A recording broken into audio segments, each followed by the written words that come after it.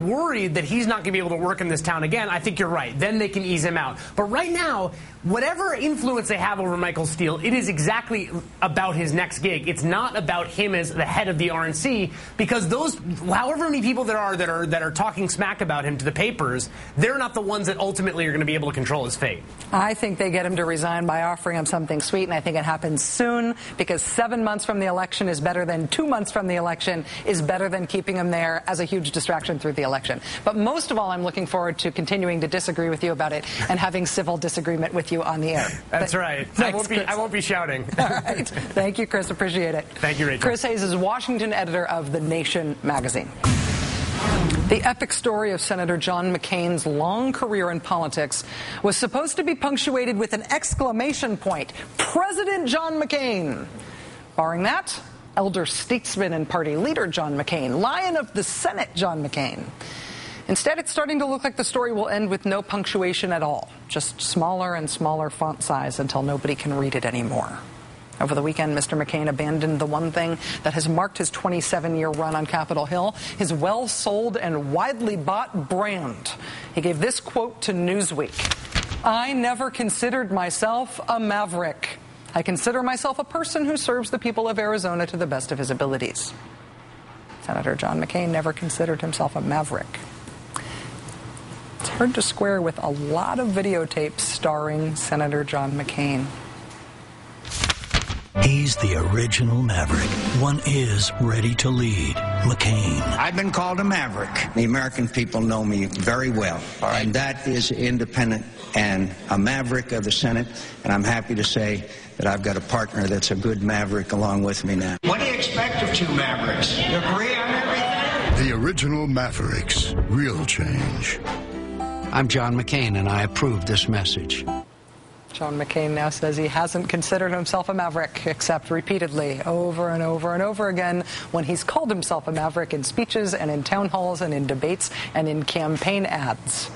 And it should be noted in the subtitle of his own autobiography, Worth Fighting For. The subtitle is The Education of an American Maverick and Heroes Who Inspired Him. It's the rare politician who will try to disavow the title of his own autobiography. But John McCain is up to the task.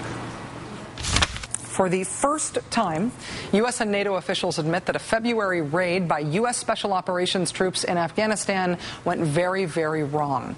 In a major blow to U.S. efforts to reduce civilian casualties in Afghanistan, 3 Afghan women and 2 men were killed on February 12th in a nighttime raid in southeastern Afghanistan.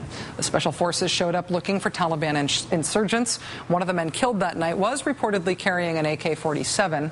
A U.S. officer opened fire, killing him and the 3 women who were gathered around him. 2 of them were pregnant. The 3rd was a teenager. Right after the attack, when reports of the deaths surfaced, General Stanley McChrystal's office claimed that the women had been tied up, gagged, and killed hours before the raid, the implication being that they were victims of perhaps honor killings that preceded the raid altogether. But now the commander of U.S. and NATO forces is admitting responsibility. They have, quote, concluded that the women were accidentally killed as a result of the joint force firing at the men. The force went to the compound based on reliable information in search of a Taliban insurgent.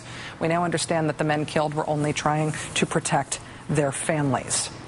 And now for the really horrible twist. The Times of London is reporting that not only did U.S. Special Operations forces kill these women, but they may have also tried to cover up that fact. The Times reports, quote, U.S. Special Forces soldiers dug bullets out of their victims' bodies in the bloody aftermath of a botched night raid, then washed the wounds with alcohol before lying to their superiors about what happened.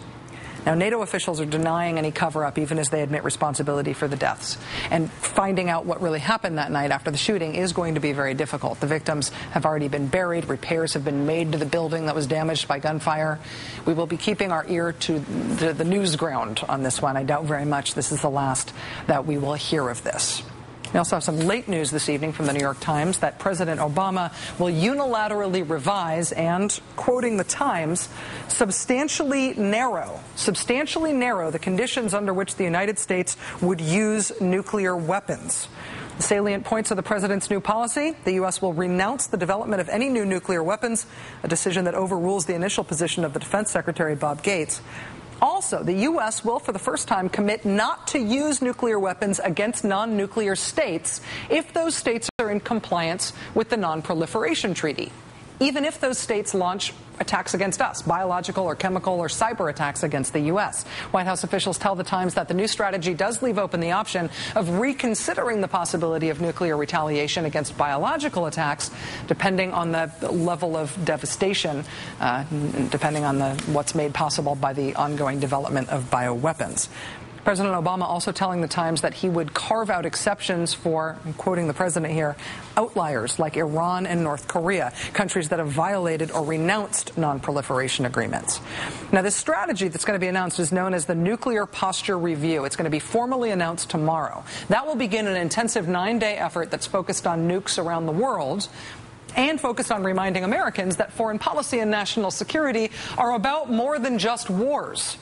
The president will travel to Prague to sign a new nuclear weapons treaty with Russia. That will happen on Thursday. And then on Monday of next week, he'll convene a summit in D.C. with representatives of 47 countries. That's almost unheard of to have that many countries convening at the request of the U.S. president. That meeting on Monday is about keeping nuclear materials out of the hands of terrorists. Cracking down on loose nukes was President Obama's pet issue as a senator, and it is among his first and boldest foreign policy initiatives that was not forced on him by the previous administration. I imagine that we will have much more to report on this tomorrow and for the next 9 days as President Obama attempts to implement his very personal vision of foreign policy. Very important, very exciting, and potentially very controversial news on this subject to come. Please stay with us. Let's bring in Rachel Maddow. She's the host of the Rachel Maddow Show on MSNBC. Rachel, good morning. Hi, Thanks for getting up early for us. Sure, happy to. Let's talk about this news that Chuck just mentioned about the Supreme Court Justice John Paul Stevens, who leads, by the way, as you well know, the court's liberal wing, saying, quote, he will surely step down during Barack Obama's presidency, given the acrimony and essentially the gridlock of the moment. What does the White House face if this has to happen before the November elections? Well, I think that whether it happens before or after the election, it's going to be acrimonious. I think that the climate in Washington right now is very partisan, very acrimonious. But when Senator Kyle this weekend talked about not wanting it to be an overly ideological pick, he also threatened a filibuster.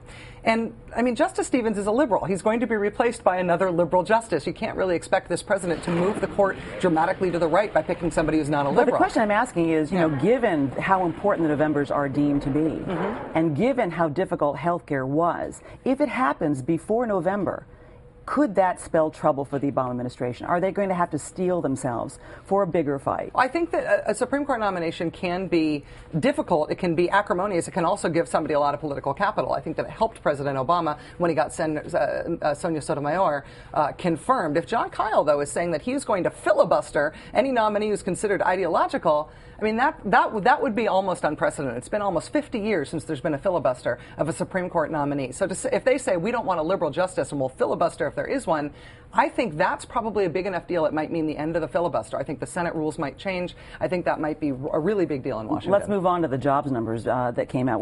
Chuck just talked about them. The unemployment rate is holding steady at 9.7%. The president said, quote, the worst of the storm is over. And he trumpeted the news that the economy has gained 162,000 jobs in March.